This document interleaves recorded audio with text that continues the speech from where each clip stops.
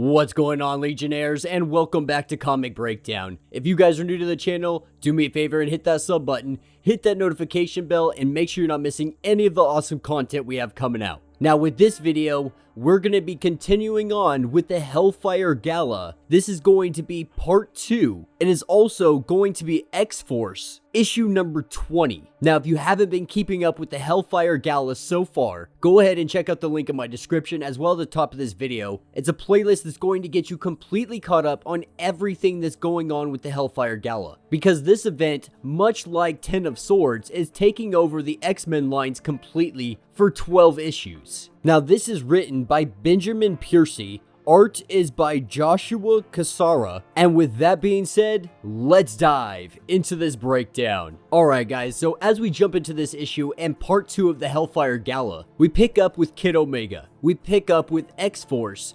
They're kind of running security for all of the Hellfire Gala. And we're picking up in the early hours of the party. You know, in the last issue, we saw it all play out from beginning to end with them skipping some really important aspects of the story. But this issue picks us up with Kid Omega telepathically kind of doing a scan on everybody as they enter through the gate. And as he's sitting here checking everybody, this is when he has the arrival of Iron Man. Comes flying in out of nowhere, definitely not using one of the gates, doesn't have one of the flowers that identifies him and allows him entrance into this place. Kind of like their little passport that they're requiring everybody to wear. And my Iron Man tells him straight up, like, I'm not wearing that thing. I know exactly what it does, and there's no way in hell you're gonna get me to wear it. And this is where we see Kid Omega and Iron Man kind of really button heads here. You know, Iron Man comes in here, not using the gate, not wearing one of the flowers. Kid Omega wants to do a psychic pat down of him. Iron Man wearing some dampening glasses that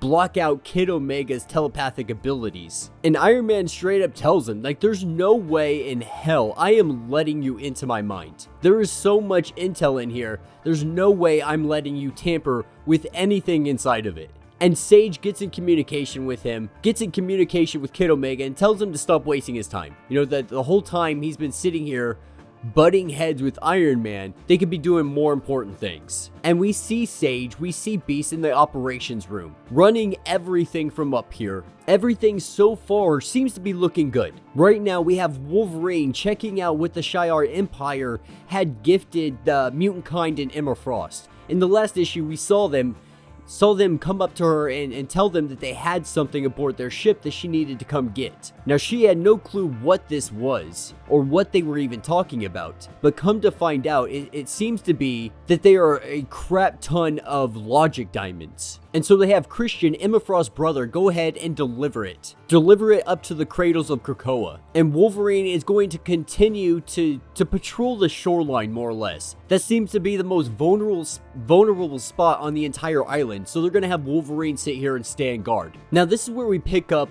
with Domino. And Domino gets in connection with Sage and lets her know that she has a bunch of ambassadors from Terra Verde sitting here. And she questioned them, but they really are acting very strange. They're acting very weird. But Beast gets on the comms and lets her know that she doesn't need to worry about them, that he is going to handle that situation. And he tells them that they're standing by, they're waiting instructions, almost like he's controlling them. Or at least he tells Sage that. He doesn't tell Domino that. He tells Domino more or less like, you're a field agent, just stay in your lane, do what I tell you, and don't worry about them. And Domino, she starts to go off. She goes on a whole little rant just telling Beast off more or less. But Sage had cut off the communication, so there wasn't any kind of tension between them. But Domino says, you know, forget about him. I don't even want to talk about Beast. I want to talk about you, because Sage has been so focused on making sure that everybody's good, everybody is doing what they're supposed to do. You know, she can't even come down to the Gala event. And so Domino asks, you know, how are you doing? And really, she's just doing the best she can. She's making the best of a situation that she doesn't necessarily want to be in. You know, she's always stuck behind the chair, behind the screens, and she's missing out on the entire event. And while Domino, you know, she tries to comfort her by saying she isn't missing much, this is where we see the Gala event in just prime kicking off.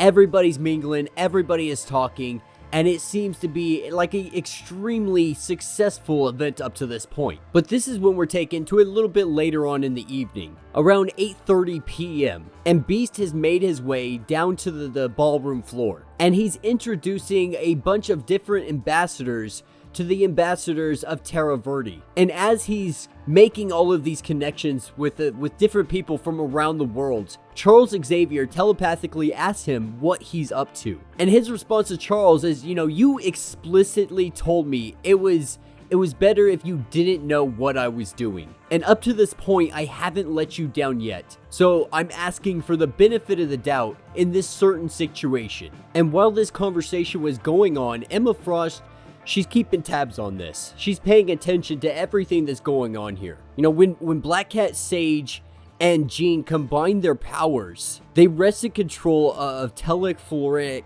that had taken over the population. Plant life, essentially, that had taken over the population. And because of that, Terra Verde is now, it's currently flourishing. There's no crime, there's no poverty, there's no hunger. And what we're seeing is the ambassadors of Terra Verde seemingly spreading this plant to other ambassadors across the globe. It is all unknowing to them, but it's all part of Beast's plan. This is kind of Beast's spy network of fungus. It's a way for him to get ears everywhere in the world, to be able to listen to every single conversation. Imagine if Beast had the ability to hear everything going on in Avengers Mountain or in the United Nations meetings behind closed doors. Now, Beast thinks that this is going to be some kind of security to bring some kind of peace to the world. But really, more and more, it's seeming more like it's a dictatorship and a reach for control, a way to force people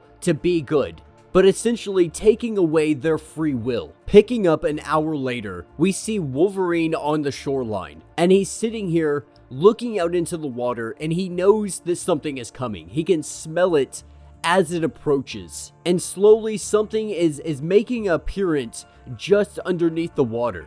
And so he gets in contact with Sage and lets her know that they're probably going to need a little bit of backup to send Domino over on her way. And we see his claws come out, and from the water, it's none other than Deadpool himself. Because Deadpool had heard that they're throwing a party, and they must have lost his invitation in the mail. But Wolverine tells him, dude, you're not invited to this event. We can't have somebody like you coming and just wrecking this entire thing up for us. And he argues that he's a mutant. He may not actually be a mutant, but he's an honorary mutant.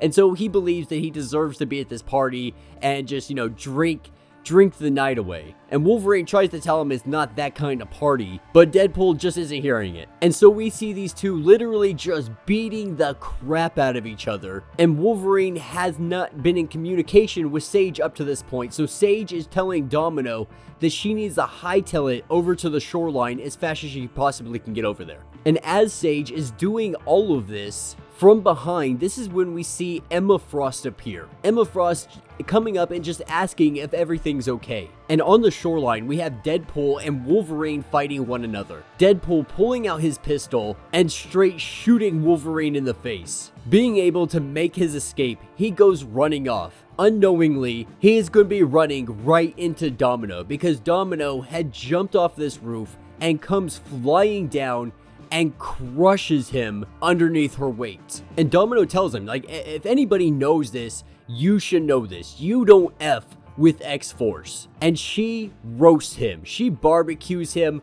We see Deadpool go up in flames. Now, this is when we're taken to Emma Frost and Sage. And their conversation, it starts off with Emma Frost giving Sage a toast, giving her a glass of wine, and thanking her for everything she's done. She's up here kind of away from everybody else and everything else that's going on. And so Emma Frost wanted to come up here and say thank you. And as she gives her cheers, this is when Emma Frost lets her know that she knows about their colonial control over Terra Verde. And she informs Sage, you should know better than this because what you guys are doing, it jeopardizes all of mutant kind. Because if anybody were to learn about what they've done, this would completely end all of mutants. Everybody would come after them. And so Emma Frost tells Sage to have them escorted off of the island. Have this done before there's any kind of incident, and to decommission the fungal spy network that they have been setting up. Now, simultaneously, as she's telling Sage to do all of this is when something goes wrong. Because the ambassadors, they start to feel real dizzy, kind of start to feel weird. And that's because someone has hacked into the coding. Somehow, some way, Sage doesn't even know. She says this should be impossible, but somehow someone's done it. And we see the ambassador splash himself with water, only to quickly turn into like a giant tree-like monster. And that will be the end of this issue. So let me know what you guys think down in the comments. You know, so far the Hellfire Gala has been a lot of fun. I've thoroughly been enjoying all of this going on, and they're intentionally leaving out significant parts of the night that really show us what this is all about. But all of these small little conversations, all these little side dealings and negotiations, these are all going to be extremely vital moving forward after this night. Because whatever Emma Frost, whatever mutant kind is exposing to the world, whatever they're showing them, it's going to change everything. But yeah, let me know what you guys think down in the comments. If you have not yet, do me a favor, hit that sub button, hit that notification bell, make sure you don't miss any of the awesome content we have coming out, and until the next breakdown.